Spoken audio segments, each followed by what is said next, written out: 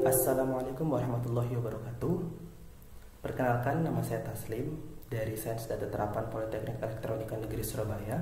Pada kesempatan kali ini saya akan menjelaskan analisis faktor pada kinerja pendidikan dunia tahun 2005 sampai 2014 sebagai pemenuhan tugas ujian tengah semester mata kuliah pemodelan statistik semester 2. Pertama, kita harus mengetahui terlebih dahulu apa itu analisis faktor.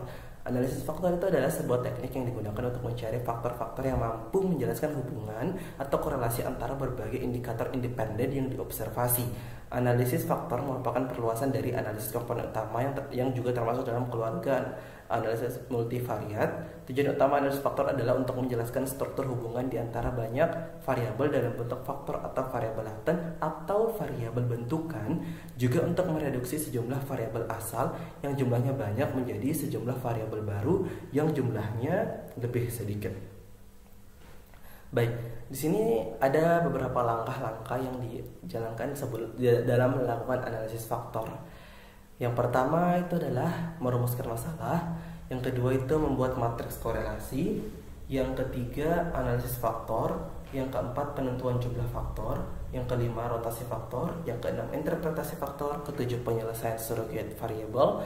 Yang kedelapan model fit atau ketepatan model. Agar lebih jelasnya, mari kita lihat langkah-langkah ini atau pengaplikasian langkah-langkah ini dalam studi kasus yang telah akan kita bawa dalam presentasi kali ini. Yaitu adalah kita ingin mengetahui faktor apa saja sih yang mempengaruhi kinerja pendidikan dunia dari tahun 2005 sampai 2014. Di sini saya telah mencantumkan sumber dataset yang saya gunakan. Kemudian saya juga melakukan faktor analisis ini dengan menggunakan RStudio.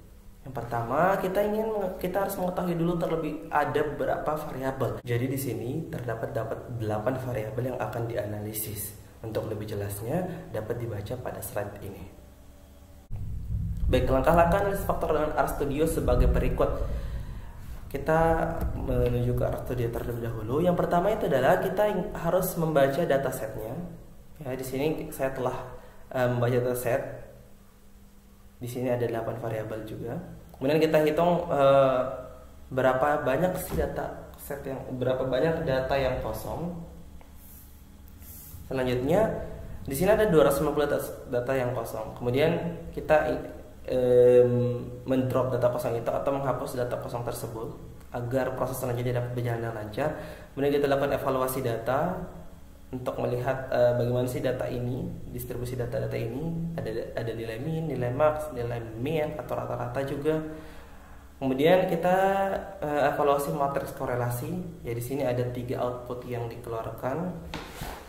Yang pertama itu adalah percent correlation, yaitu nilai korelasinya itu ada antara nilainya itu bervariasi antara negatif 1 sampai 1, di mana nilai positif itu menunjukkan korelasi positif dan nilai negatif menunjukkan korelasi negatif antara variabel-variabel tersebut. Yang kedua itu adalah pairwise two-sided p-values, itu semakin kecil p-value semakin kuat bukti bahwa ada korelasi antara variabel-variabel tersebut. Kemudian ketiga adjusted p-value, yaitu nilai yang lebih kecil menunjukkan bahwa korelasi antara variabel-variabel tersebut lebih signifikan.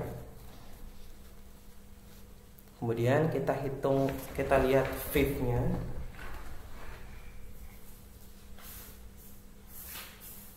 Fifth itu adalah variance in-relation factor untuk mengecek tingkat multikolinearitas pada variabel-variabel independen tersebut. Di sini nilai-nilai fifth-nya itu udah terbilang rendah sehingga dapat dianggap bahwa tidak ada masalah multikolinearitas yang signifikan dalam model regresi linear berganda dalam data ini. Selanjutnya itu kita lihat berapa sih nilai korelasi antara tiap variabel dan bagaimana statusnya. Suspect correlation .csv ini kita lihat outputnya itu berupa boolean, yaitu true atau false. Apakah nilai korelasinya itu berada di atas 0,8 atau justru di bawah 0,8. KMOMSE-nya di sini nilainya itu 0,87. Ini salah satu syarat dalam analisis faktor, yaitu nilai KMOMSE-nya harus di atas 0,5. Ya, di sini sudah 0,87 sehingga data ini sudah memenuhi syarat untuk dilakukan analisis faktor. Kemudian juga Bartlett, ya, uji Bartlett-nya di sini nilai p-value-nya itu sangat rendah, ya, yang menunjukkan bahwa adanya hubungan antar variabel-variabel dalam data ini. sehingga itu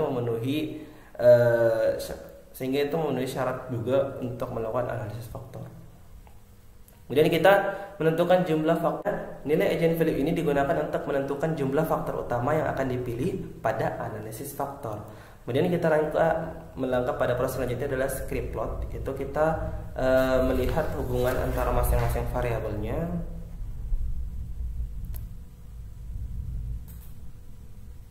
Yang dimana script plot di sini itu untuk lebih jelasnya kita lihat saja di parallel analysis script plotnya. Dimana untuk faktor analisis actual data itu hanya ada satu faktor. Selanjutnya kita akan mengekstrak dan melakukan rotasi faktor ini.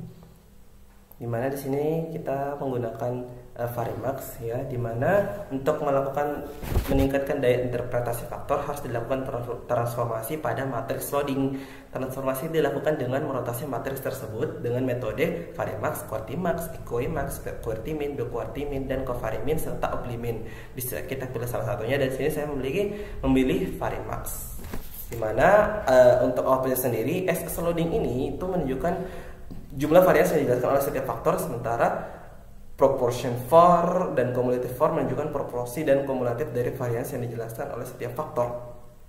Pada output program tersebut juga terdapat hasil uji hipotesis yang menguji apakah jumlah faktor yang dihasilkan sudah cukup atau belum. Pada contoh tersebut nilai chi-square yang pada contoh ini ya, atau pada program ini nilai chi-square itu adalah dihasilkan 3,92 dengan 7 daya kebebasan dan p-value sebesar 0,788. Hasil uji ini tersebut menunjukkan bahwa jumlah faktor yang ditentukan oleh 3 faktor sudah cukup untuk menjelaskan data yang dianalisis ya, di mana saya di sini menentukan bahwa ada 3 faktor.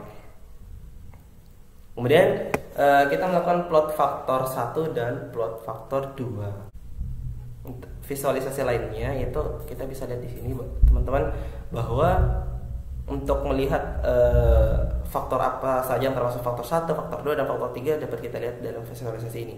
Yang termasuk dalam faktor 1 itu adalah X2, X1, X2, X4, dan X5. Itu masing-masing besar faktornya itu ini ada 1, 0,7, 0,7, 0,7. Dan yang termasuk faktor 2 itu adalah X7 dan X3 yang dengan masing-masing nilai faktor loadingnya itu adalah 0,5 dan 0,6. Sedangkan faktor 3 hanya ada satu variabel yaitu X6, sedangkan X8 tidak termasuk dalam variabel apapun, artinya dia tidak memiliki hubungan korelasi antar variabel lainnya. Ini dapat pula kita melakukan perbandingan box plot X1, X2, X3, X1, X5, X7.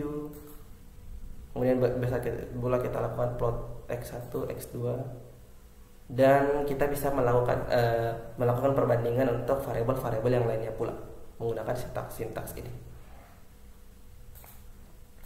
Baik, kita melangkah ke kesimpulan dan saran. Berdasarkan hasil analisis faktor yang dilakukan, ditemukan 3 faktor yang terkait dengan kinerja pendidikan di dunia pada tahun 2005 sampai 2014. Hasil faktor analisis menunjukkan bahwa kualitas pendidikan tinggi, pendidikan dasar yang baik, dan pendidikan guru yang baik merupakan faktor-faktor penting yang berkontribusi pada kinerja pendidikan dunia dari tahun 2005 sampai 2014. Untuk mendapatkan hasil yang lebih relevan dengan sekarang, dapat menggunakan dataset yang terbaru. Dan perlu diingat bahwa faktor-faktor lain seperti faktor ekonomi, sosial, dan politik juga dapat mempengaruhi kinerja pendidikan dunia. Sekian dari saya, lebih dan kurangnya mohon dimaafkan. Wassalamualaikum warahmatullahi wabarakatuh.